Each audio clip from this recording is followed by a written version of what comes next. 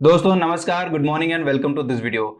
आई hope आप लोग अपनी प्रतियोगी परीक्षाओं की तैयारी बहुत अच्छे से कर रहे होंगे, जोर शोर से कर रहे होंगे। और इसी तैयारी में आपकी हेल्प करने के लिए हम रोजाना आपके साथ करंट अफेयर्स के कुछ इंपॉर्टेंट क्वेश्चंस को डिस्कस करते हैं, साथ में उनसे संबंधित और भी जानकारी आपको देते हैं, जो कि एक स्टैटिक पार्ट बन जाता है कि स्टैटिक नॉलेज के लिए इंपॉर्टेंट जानकारी होती है। तो आज की वीडियो में भी जो क्वेश्चन है अपने आप में बहुत इंपॉर्टेंट हैं, बहुत रिलेवेंट हैं, इसको डिस्कस करेंगे, साथ में जानेंगे इनसे संबंधित और भी जानकारी को। तो जो भी जानकारी आपको लगे कि वो नोट डाउन करने लायक है तो उसको आप जरूर नोट करिए, बिकॉज एग्जाम टाइम में आप जब इन पॉइंट्स को रिवाइज करते हैं तो कई बार क्या होता है, जो क्वेश्चन होता है वो डायरेक्टली जो क्वेश्चन डिस्कस किया जाता है या जो बुक में आप क्वेश्चन पढ़ते हैं वो डायरेक्टली तो नहीं आता, लेकिन उनसे रिलेटेड जो पॉइंट्स होते हैं उन पॉइंट्स से ही वो क्वेश्चन बन जाते हैं। तो अगर आपको पॉइंट्स याद रहते हैं, उनसे संबंधित और भी जानकारी आपको मालूम रहती है, तो जरूर आप उस क्वेश्चन को सॉल्व कर पाते हैं। राइट, तो वीडियो को स्टार्ट करते हैं और देखते हैं फर्स्ट क्वेश्चन। तो फर्स्ट क्वेश्चन है, Who has launched रेल कौशल विकास योजना on 17 सितंबर 2021? 17 सितंबर 2021 को रेल कौशल विकास योजना किसने शुरू की है? तो यहाँ पे ऑप्शंस हैं श्री नरेंद्र मोदी, अश्विनी वैष्णव, राजनाथ सिंह, श्री नितिन गडकरी। तो अपने आप में बहुत इंपॉर्टेंट है, बिकॉज यहाँ पे ये योजना से रिलेटेड है। राइट, तो इसका जो करेक्ट आंसर है वो मैं आपको बता देता हूँ। करेक्ट आंसर है अश्विनी वैष्णव, जो कि minister of railways and communication है। राइट, और अगर हम यहाँ पे इस योजना की बात करें तो अपने आप में बहुत ही इंपॉर्टेंट और एम्बिशियस योजना है। इस योजना के तहत अगले 3 सालों में लगभग 50,000 युवाओं को प्रशिक्षण दिया जाना है in different fields, in different departments.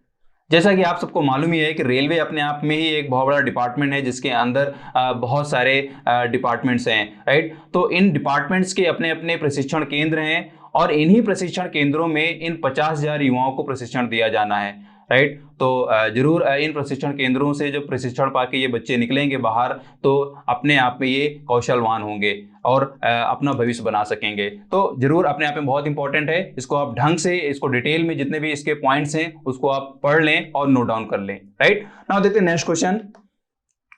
With which financial company Zomato has partnered to help cash-strapped food businesses operating under Zomato's food delivery platform across India? किस वित्तीय कंपनी के साथ जोमेटो ने पूरे भारत में जोमेटो के फूड डिलीवरी प्लेटफॉर्म के तहत काम कर रहे और आर्थिक तंगी वाले फूड बिजनेस की मदद करने के लिए साझेदारी की है? तो यहाँ पे ऑप्शंस हैं इनक्रेड, दूसरा है मुथूट फाइनेंस, या रिलायंस कैपिटल, या आदित्य बिरला फाइनेंस लिमिटेड। तो जो सही उत्तर है दैट इज इनक्रेड जी। तो इनक्रेड एक ये फाइनेंशियल कंपनी है, इसके साथ इन्होंने टाई अप किया है, जोमेटो ने टाई अप किया है। और पर्पज बहुत सीधा सा है। पर्पज ये है कि इसमें ये क्रेडिट सिस्टम देने जा रहे हैं, और ये जो क्रेडिट सिस्टम है इसमें इन्होंने अभी ऑफर भी निकाला हुआ है कि 1 सितंबर से 31 अक्टूबर 2021 तक ये 0 प्रोसेसिंग फीस पे क्रेडिट मुहैया कराएंगे। और उनको मुहैया कराया जाएगा जो जोमेटो से बिजनेस करना चाह रहे हैं या ऑलरेडी बिजनेस कर रहे हैं और उनके पास फाइनेंशियल क्राइसिस है, मतलब कि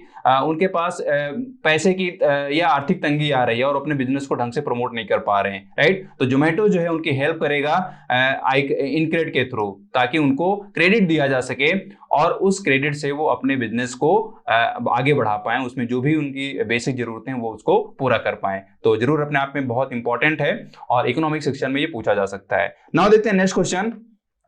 In which company NS Viswanathan has been appointed as an advisor in their financial services practice?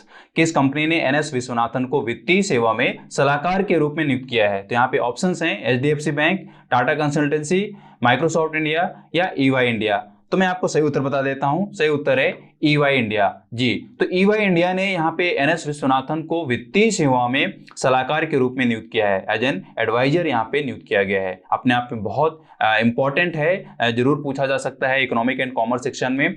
और अगर हम यहाँ पे NS विश्वनाथन को जानना चाहें तो NS विश्वनाथन जो है वो रिजर्व बैंक के यानी कि RBI के डिप्टी गवर्नर रह चुके हैं जी। तो अपने आप में जरूर इनको काफ़ी वित्तीय सर्विसेज में, मतलब कि फाइनेंशियल सर्विसेज में अपने आप में अच्छा अनुभव है, और इसी अनुभव को रिकॉग्नाइज करते हुए यहाँ पे EY इंडिया ने वित्तीय सेवा सलाहकार के रूप में इनको नियुक्त किया है। अगर हम यहाँ पे EY इंडिया को डिस्कस करें तो EY जो है वो एक ग्लोबल लीडर है in the field of advisory services. खासतौर पे फाइनेंशियल जो सर्विसेज हैं उनकी एडवाइजरी करने में या उस फील्ड में रिसर्च या एनालिसिस करने के लिए EY जो है वो ग्लोबल लीडर के तौर पे जाना जाता है। मतलब कि ये EY फर्म जो है इसकी जो रिसर्च होती है, इसकी जो एनालिसिस होती है in the field of capital market या जो वर्ल्ड इकोनॉमीज हैं, उन फील्ड्स में जो इसकी रिसर्च और एनालिसिस होती है, उस रिसर्च और एनालिसिस को काफ़ी मान्यता दी जाती है और अच्छे से रिकॉग्नाइज किया जाता है, राइट। तो अपने आप में बहुत इंपॉर्टेंट है, जरूर पूछा जा सकता है। Now the next question is UNESCO's Man and Biosphere MAB program has added 20 new sites in 21 countries to the world network. Now how many biosphere reserves available in MAB network? Right? तो पूछा जा रहा है कि UNESCO के man and biosphere MAB कार्यक्रम ने विश्व नेटवर्क में 21 देशों में 20 नई साइटों को जोड़ा है।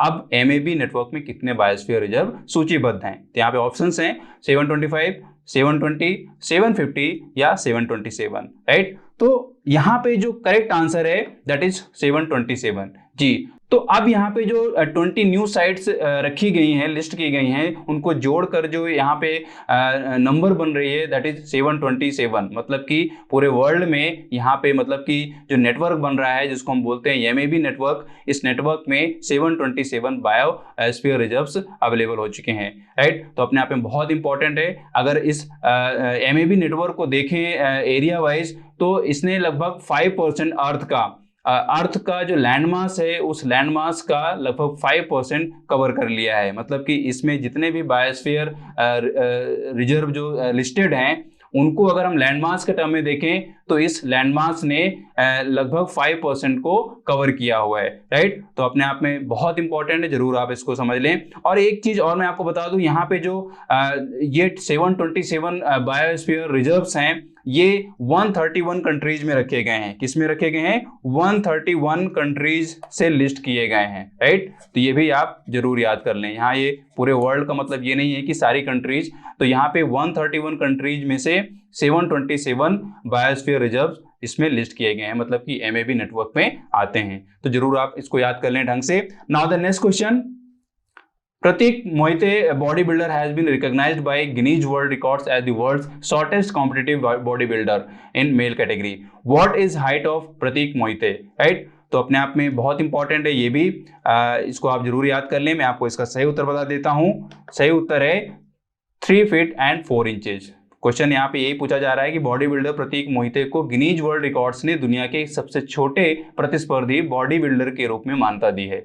तो प्रतीक मोहिते की हाइट कितनी है? तो जो आंसर है that is 3 feet and 4 inches जी। तो काफी कम हाइट है और इस कम हाइट में इन्होंने ये विश्व रिकॉर्ड बनाया है। मतलब कि यहाँ पे गिनीज वर्ल्ड रिकॉर्ड्स ने इनको रिकॉग्नाइज किया है, राइट। अगर इनको इनके संघर्ष को देखें तो जरूर इतनी कम हाइट में इन्होंने बॉडी जिस तरीके से बनाई है, जिस तरीके से बॉडी बिल्डर ये बने हैं, बताया ये जा रहा है कि अपने वर्कआउट्स के दौरान ये शुरू में जो इक्विपमेंट्स यूज कर रहे थे उनको ढंग से ग्रिप भी नहीं कर पा रहे थे। मतलब ढंग से ग्रिपिंग भी नहीं आ रही थी इनके उंगलियों में या इनके हाथों से, राइट। तो जरूर इनका संघर्ष जो है वो मोटिवेशनल है और खासतौर पे उनके लिए जो बॉडी बिल्डर बनना चाहते हैं, राइट। तो आप इसको याद कर लें। सो यही हमारे आज के इंपॉर्टेंट क्वेश्चंस थे, आपके आने वाले कॉम्पिटिटिव एग्जाम्स में जरूर हेल्प कर सकते हैं। इनके टर्म्स में जितना आप रिसर्च कर पाएँ, जितने इंपॉर्टेंट पॉइंट्स आप नोट डाउन कर पाएँ, याद कर पाएँ, आप जरूर करिए, बिकॉज कहीं से भी क्वेश्चन पूछे जा सकते हैं।